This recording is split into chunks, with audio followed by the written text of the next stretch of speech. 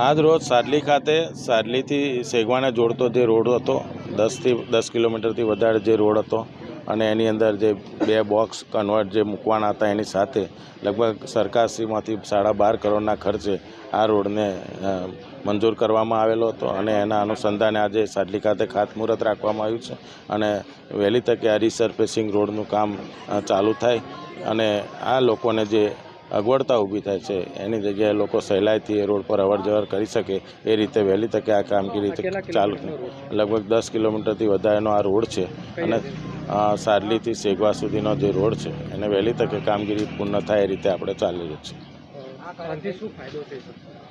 આ એક જે વેસ્ટ મટીરિયલ છે, તમે જુઓ જ્યાં ત્યાં પ્લાસ્ટિક ઉડતું હોય એનું વેસ્ટ મટીરિયલમાંથી બેસ્ટ કેવી રીતે બનાવે એનો જે નવી ટેકનોલોજી પ્રમાણે આ એક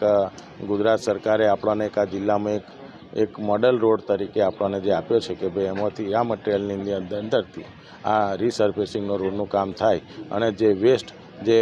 જમીનની અંદર ઉતરતું હોય બહાર ઉડતું હોય એવું બધા વેસ્ટની અંદરથી આપણે આ રોડ બનાવીએ અને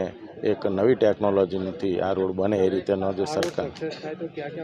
ગુજરાતની અંદર આ સરકારે પણ આને માટે ખાસ એની નજર રાખી છે। ઘણા બધા ટેકનિકલ જે નોલેજ લગભગ આની ચકાસણી કરવામાં આવી છે અને ઘણા બધા અધિકારીઓ મારફતે એનું સર્વે પણ કરવામાં આવ્યું છે કે આ રોડ કેવી રીતે સારો બને એ રીતે પણ સરકારશ્રી ઉપરથી સૂચના આપવામાં આવી છે અને એ રીતે એની કામગીરી ચાલુ